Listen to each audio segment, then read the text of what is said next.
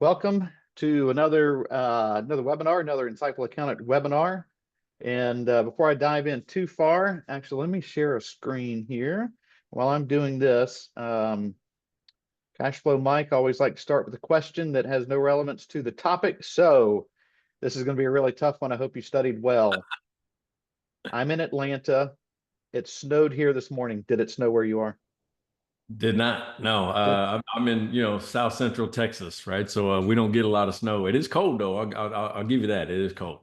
Yes, it is cold here as well. Yeah, and our snow, I think it's supposed to snow again at 11 and then we'll be done and then get some ice and then we'll be done with it for probably for another 3 years. Because Yeah. we're Wow. about like you. We don't get a whole lot of it. So, all right. So you passed the first question. So again, all right, my name is Gary Dehart and I am the host of today's Cash Flow Talks. Um, sorry, host of the Cash Flow Talks and publisher of Insightful Accountant. Today's session, which is kind of a throwback session or a comeback session, Mike Milan has taught this for us for about a year, and then we disconnected for a few months, so we're back. And this session is Introduction to Cash Flow Management, Understanding the Basics, again by Cash Flow Mike himself, Mike Milan. But before I turn it over to him, I do have a couple of things to share. You should see on your screen um, some information on our premium content program. It's a nine track year-round training program. Say that 5 times fast. We're covering everything from marketing, human resources, business growth, app comparisons, migrations, automations, as well as a couple other sessions that you see there, should see there on your screen. If you'd like more details, we do have a quick poll question. So Matt, if you wouldn't mind just popping that one poll question that we have in there, just if you would like more information on this program, it is a paid program. It's $500 per year currently, but we do have a $1 first month, $49 a month option after that. You'll see that in the information that we'll send you. Again, if you want info, hit yes. If you don't, no big deal. We won't send you anything. Uh, the only real housekeeping item, 2 items. This is only a 30-minute session, so we don't have poll questions. There's no CPE. Well, I guess we do have one poll question. There's no CPE for this. If you do have questions, just put them into the Q&A and Mike will answer or kind of monitor that. And then we will send you a link to our YouTube channel after that, which is where this will be posted. And we'll also send you a copy of the slide deck via a link to a box folder. We will also drop both of those into the chat once I go off screen here. Mike, we appreciate you coming back and are glad to have you back here. And this is a monthly series. So if you've signed up once, you'll get notifications for each one for the rest of the year as well. So Mike, welcome back. Good to see you again. Hey man, I appreciate it. Live from San Antonio is Cash Flow Mike, right? So I'm ready to go. I'm psyched because this is 12 30-minute meetings that we've scheduled all the way throughout the year, starting with today. So we're gonna, some of you that have been with me for a couple of years, you might have heard some of this, but it's always good to hear it again because what I hear is that even if you've heard me say the same words, the same time, same place, you've moved. So you hear it differently. So we're going to go over it. We're going to just start. So these will kind of build upon each other over the next 12 months. But we're going to start with just the cash flow statement, what that is, and what should you be looking at? I mean, because most people, when they see the cash flow statement, they go, yeah, I don't get it. And they throw it down, right? So let's kind of just start with what it is and how you can use it. And I definitely appreciate the relationship with Insightful Accountant. It's been a long time, probably over a decade, Gary, that we've been knowing each other, working together. So I appreciate you. Share that. And let's get going. So what I'm trying to do, here's my mission at Cash Flow Mike. My mission is to eliminate cash flow as the reason that businesses fail, right? Just to eliminate that. You can fail for other reasons, but not because you run out of cash. That's kind of what I'm trying to do at Cash Flow Mike, is give advisors, bookkeepers, accountants the tools they need to actually help solve problems in a business when it comes and it's related to cash flow, right? 82% of people fail. 33% of the people rely on credit cards to run their business. Believe it or not, right now, the average American has $37,000 in credit card debt. It's crazy. That's a crazy amount. So $37,000. How can we get that down? How can we? That's a number we can measure. That's a number we can work with, at least in our business owners' lives. Let's try to help them out, right? The reason why this is so important is that small business owners lose about $5 billion a year. I'm sorry, $825 billion a year just in the things that leak money. These are cash leaks, and it's either unpaid invoices all the way through late fees and penalties, inefficient operations. But that's a lot of money to be leaving on the table. That's a lot of money that they're missing out on that we can help them get. So let's talk about this cash flow statement. What is this thing, right? So the cash flow statement is kind of broken down into three sections: the operating activities, investing activities, and financing activities. And what I've tried to do is create just a simple graph kind of explaining what these things are. So operating activities are just money that comes from your business, right? Just from your business operations. You know, you're selling things, you're spending money, whatever's left over, that's cash from operating activities. Then you have investing activities, and investing activities are generally things that we buy in order to grow the business. Like I buy a truck, and that truck becomes part of the investing activity. I buy it because the only reason to buy an asset is to generate revenue and profit. So because of that, the purchase of that truck is an investing activity. Then lastly is financing activities. Who's got a stake in this company, right? Who's got skin in the game? If you take out a bank loan, well, the bank does. If you put your own money in or take on shareholders, well, all of those people do. So let me explain where these come from, right? So operating activities are generally found on the income statement. Investing activities are generally found in the gross fixed assets section of the balance sheet or long-term debt. And financing activities will happen the same way. It may be in the asset section of the balance sheet and the equity section, or even long-term debt if you've taken a bank loan to get your business started. So all of those together give you what's called net cash flow, right? Free cash flow, net cash flow. We're looking at net cash flow from this. I like to say the cash flow statement is the tattletale of the business. So if you don't know how to use one, think about it that way: the tattletale of the business, meaning it's going to tell everybody that knows how to read it where your money came from and what you did with it, right? So it's the tattletale. It tells on you. So how does it do that? How does it work? And why is this so confusing? Well, one of the things I've learned over the past decade or so doing this is that the most confusing part of the cash flow statement is the way the math works, right? So we're always used to vertical math. We're always used to seeing, like on the income statement, it starts with sales and we keep subtracting things out until we get to net profit. That's vertical math. The balance sheet's the same way. When I put money into the bank account, the value goes up. When I take money out of the bank account, the value goes down. It's still vertical math. And we can track every single transaction and go, oh, I see how they got that number. Where people get confused is on the cash flow statement.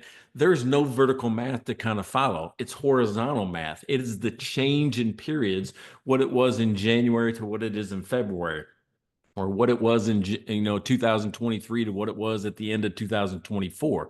So it's horizontal math. That's where we get confused because we can't find a vertical transaction that makes sense. It's just what it was to what it is. And what you're seeing on the cash flow statement is the difference between those two periods. It's just the change. So if you think about it that way, it starts to make more sense on what the numbers are. I like to say, people sometimes they go, my bank account was at $500 in period one,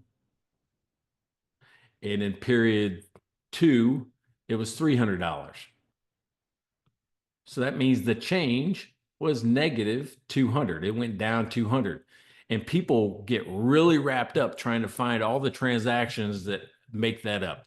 You're probably not going to be able to do it. I guess you could, but really what they're talking about is the change between period one and period two. That's the number that we see.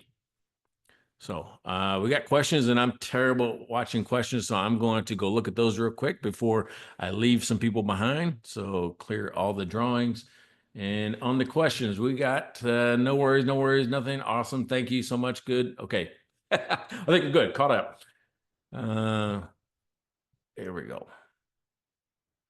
And clear that. Good. So let's talk about what I mean by that. What does it mean when I say horizontal math? So this is just a balance sheet. It's the top of the balance sheet.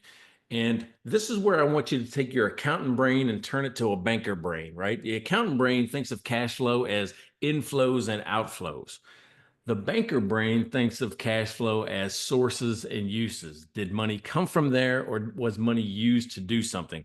And the reason why that's important is because from a banker's perspective, no money moving, meaning in or out of the company, no money that moves out of the company is a positive impact on cash because the money should still be in the company. So if no money moves, such as the 0000, if no money moves, that's considered positive, actually. So let's think about this. This was what the balance sheet showed on the asset. This is just the top. The balance sheet showed this in 21 to 22. So we're going to start, because we're talking about cash, we're going to start just below cash. But let's look at this. Accounts receivable went from 345,000, right? Because we're adding 3 zeros to it, to 250,000. And I'm showing a positive. It's a positive number. The number went down, but I'm showing that as a positive number. It's a positive impact on cash. Who knows why? Just throw it in chat. If you know why it's a positive number, not a negative number, it's a positive number, just throw it in chat. So the next one is inventory. No change in inventory, so nothing happened, right? Other current assets, really no change. They were the same. Nothing happened. Property, plant, and equipment. We bought some stuff. See, it went from 2 million to 2.2 or 2.3 million. And I'm showing it's negative. Now, in this case, the value went up, the change went up, but I'm showing that as a negative number. Well, let me go back to here. Why is this positive and why is this negative? This is positive because this is accounts receivable. If the accounts receivable balance goes down, that means we got paid. Somebody paid us money. Money came in. You have to think about the cash flow statement that way. Money came in, so it's a positive impact on cash. We gathered $95,000 in cash. Here we bought stuff, right? So money left the company. We paid for about $260,000 worth of equipment. Now, here's what I want you to do. Add these up, right? Do it real quick. 95 minus 260. 95 minus 260. What is that? We're just adding up the changes in cash on the asset side. Throw it in chat. What's 95? Yeah, Lee got it. You collected the money, add the cash. You got paid. Good, James. All right, 95 minus 260. Who's got a number? 95 minus 260. If you're doing the math using your calculators, you should have got negative 165. Yeah, Linda, good. Negative 165, right? Because it's 95 on the positive, minus 260 equals negative 165. Good. Right. Okay, so that's the top. I just looked at the top of the balance sheet. If you don't have a cash flow statement, this is how you can create one. This is why I don't understand why QuickBooks Online can't figure this out. How to do this, right? You just take the balance sheet and convert it into a cash flow statement. So negative 165. Now, on the liabilities and equity side, the bottom half of the balance sheet, we're going to do the same thing. Accounts payable went from 258 to 284. I owe more money, and I'm saying that's positive. You're like, going, what? How does that work? I owe more money, but it's positive? Yeah, I might owe it, but I didn't pay it, right? I didn't make a payment. No money left the company. Remember what I said in the beginning? When no money leaves the company, that's considered positive. So in this case, I do owe more money, but no cash left the business. So I kept $26,000 in the business by not paying it. So then we paid off some debt, we paid down some taxes, we paid off some debt, we bought back some of our stock. And then this number is retained earnings. If we had no distributions, if we had no dividends that were paid, this number here, 378, should match the net income from the income statement. So the net income at the end of 2023 was 378 if we had no distributions and no dividends, right? So that's one way you can look at that. Remember, net profit, the way the income statement gets to reset is that you take net profit off of the bottom of the income statement, put it onto the balance sheet in the form of retained earnings. So that number should match your net profit number if you didn't have any distributions or dividends. So let's add these up. 26 minus 2 minus 10 minus 89 minus 14 minus 1 plus 378. Ooh, could I have had a different career? Could I have actually been an auctioneer? Who knows? Probably too thick a tongue. I'd stumble over myself. So if we add those up, 26 minus 2 all the way down plus 378, the total of all numbers is 288. So you're like going, wow, Mike, that's great. You can do math. What do I do with this? Well, this is where we're going to put them together, right? Remember, we did the top. Now we did the bottom. We got negative 165 at the top, and we got positive 288 at the bottom. Let's add those together. Who's got a number? Put it in chat. Negative 165 plus 288. Has anybody got that number? Negative 165 plus 288. Anybody have that? Throw it in chat if you got it. Sandy Petty, there you go. Linda, good job. 123, right? 123 is the number. Now, remember I said everything about the cash flow statement was change over time, one period to the next. Somebody go look at cash now. Remember I said these are changes in cash. What is the actual change in cash? It was 12,000. Now it's 135, right? 12,000 to 135,000. What is the difference between those two periods? Anybody got it? 12 to 135. Da, da, da. Yeah, right. Exactly right. Exactly right. So that's what we're talking about is all of the accounts, the change in all of the accounts is exactly the change in cash. That's how it balances. A lot of CPAs I've talked to, a lot of accountants, bookkeepers, bankers, they don't know that that actually happens, right? So that's one of the little things where I'm talking to a business owner. I can kind of teach them how the cash flow statement works. It's really just a change in all the accounts, and they should equal the change in cash between periods. So what do I do with this information? Because this isn't the cash flow statement. I've got all the numbers for the cash flow statement, but it's not the cash flow statement. Well, let's build it. You take your balance sheet, the thing that we just did, right? The things that we just did, the balance sheet, and we put them into this form. Now, if you want this form, I have this already in Excel. It is how to build a cash flow statement, right? So if you want this, just email me, Mike at cashflowmike.com. Mike, I want your cash flow statement spreadsheet, because what you do is you take these changes and you just apply it, right? We're going to start with retained earnings, which is net income after tax, and I'm going to put 378 there. If you notice, I have the cheat sheet here, right? This decrease and increase tells you if it's a positive or a negative impact in cash. For instance, this says if the number went down, it's a positive impact in cash. If it went up, it's a negative impact in cash, right? So decrease is positive, increase is negative, right? So here's accounts receivable. It went down from 345 to 250. And because it went down, we decrease it. It's a positive number. It doesn't have the parentheses around it. It's positive, right? So that's one of the ways that you can remember if this should be a positive impact on cash or negative. There's a cheat sheet right there down the center. All right, so when we do this, all we're doing is sorting all of these events into the right categories. Was it an operating activity? Cash flow from operations, CFFO. Cash flow from investing activities, CFFI. Cash flow from financing activities, CFFF, right? So that's what happens as we move all the way across those. So let's add those up. You've got, let me get my pencil, my finger pencil going. Annotate, finger pencil. Let's add these up. You got 396 for cash flow from operation.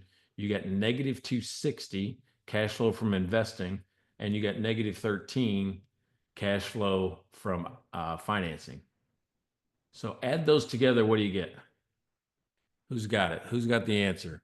396 minus 260 minus 13. Linda, yeah, you know it. So 123. It doesn't matter how we slice and dice these things, it's always going to come up to be the change in cash. It doesn't matter how we put them in what order, right? So 123, it's right down here, right? 10 plus 16 plus 23, that's really all we did. And then what you see at the bottom is the summary section. And if you've looked at my book, The 7-Minute Conversation, I teach you how to read that bottom section in 15 seconds or less. In this case, all we do is go to here's cash flow from operating, cash flow from investing, cash flow from financing. In this case, I just put a plus because 396 is positive, 260 is negative, 13 is negative. That creates a symbol plus minus minus. That means money came in from operations, we spent money to buy assets, and we paid down debt or gave the owner some money. That's how you read a cash flow statement. That's why it's a tattletale. And there's a cheat sheet in this book to help you read the cash flow statement. So I love this. This is one of the things I think people get, just don't know. You don't think about the cash flow statement that way. Nobody really knows how to use it.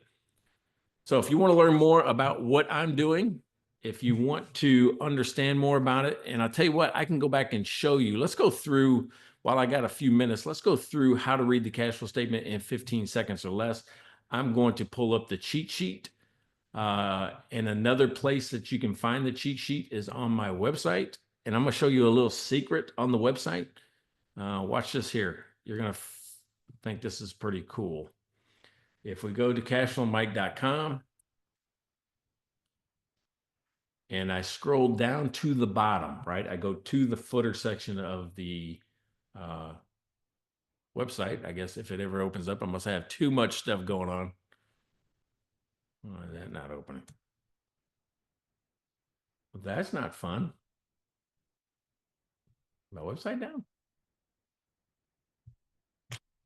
Okay. Let me go get the actual then.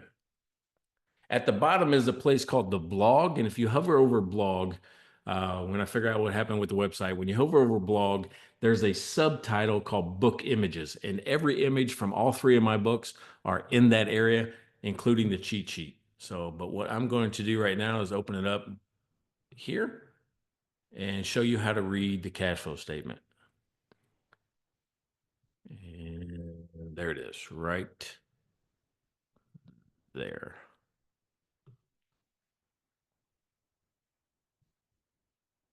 Back to share, stop this share this, boom, bop, bop. Okay, so in this case, this is the summary section of the cash flow statement, right? I call it the cash flow activity pattern. We got 25,000, which is a positive number. Cash flow from investing activities, you got negative 21,000, so it's a negative number. And cash flow from financing activities is a negative number, so that's a negative number. If you keep it in this order, operating first, investing second, and financing third, if you keep it in that order, there's only 8 possible combinations of this. This happens to be plus, minus, minus, but it could be minus, minus, minus, could be plus, plus, plus, could be plus, minus, minus, or plus, minus, plus. It doesn't matter. There's only 8 ways to do it. And because there's only 8 ways, I actually created a cheat sheet so you can read the cash flow statement very fast. This is on the website in the part where book images are. Or if you already have the 7-minute conversation, it's in the book. If you don't have the book, you can get it for free on my website right at the top. Just download the PDF of the book. So here it is, plus, minus, minus. This is saying that this company's using cash from operations to buy fixed assets and to pay down debt or owners. That's kind of like the example that we used in the meeting. Which one do you think is the worst out of all 8? If you was to see it, which one do you think is the worst? Put it in chat. Which one is the worst? So the worst, the worst, the worst. Mine's going slow. Everybody's going slow. I don't know. I got a guy doing some SEO stuff on the website, and that's probably what he's doing. He's probably doing maintenance on it. At first glance, 8. Julianne Sandy says 8. That's minus, minus, minus. Here's why I think there's one worse than minus, minus, minus, because this one says the company's using cash reserves, right? They actually have some money they're sitting on. Leah says 4. Well, the reason why I like 4 is that we're still making money with our operation. The first cash flow from operation is a plus. 7 says Linda. Linda says 7. Company is financing operating cash flow shortages, which means I can't support my own business and payments to creditors by selling its assets.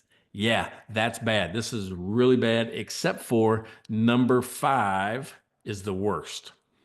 It is called the death spiral. If you've ever heard anybody talk about the death spiral, that's it. Remember, the only reason to buy assets is to generate revenue and profit. This is saying I'm selling my assets. Same with number 7. I'm selling my assets. So if I'm selling my assets, I'm actually hurting my ability to generate revenue, right? If I get rid of truck, then I lose all the revenue that truck produces.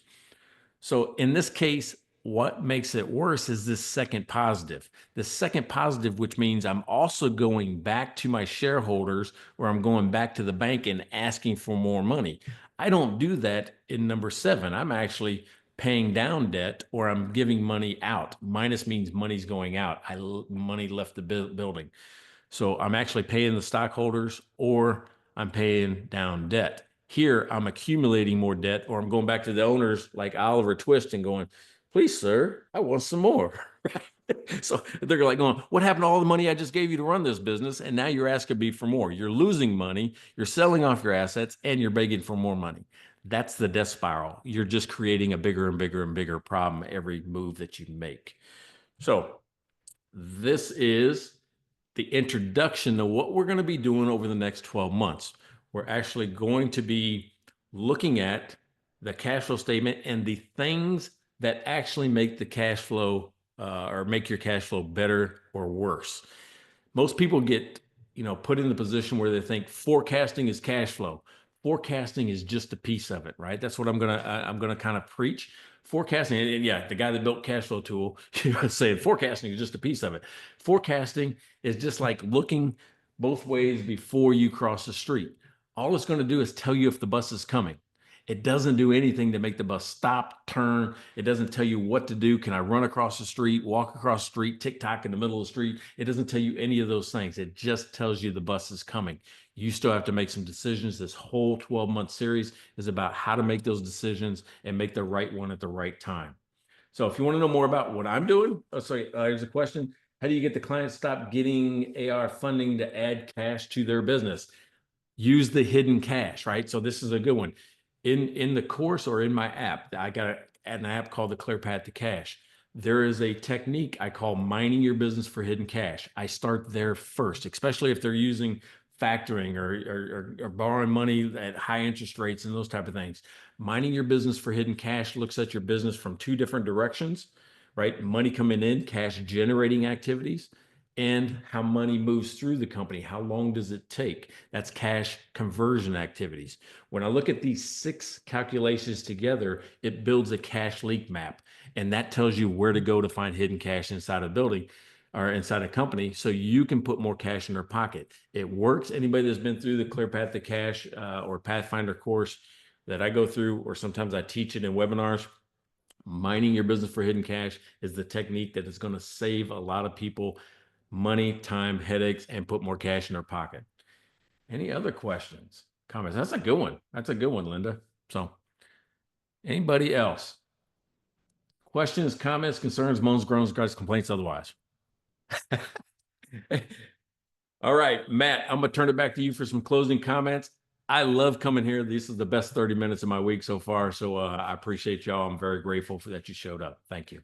Hey, we'll see you next month. Join me every month right here, same time, second Friday of the month at 10 o'clock Central, and we'll go through some more cash flow stuff. We'll talk to you soon.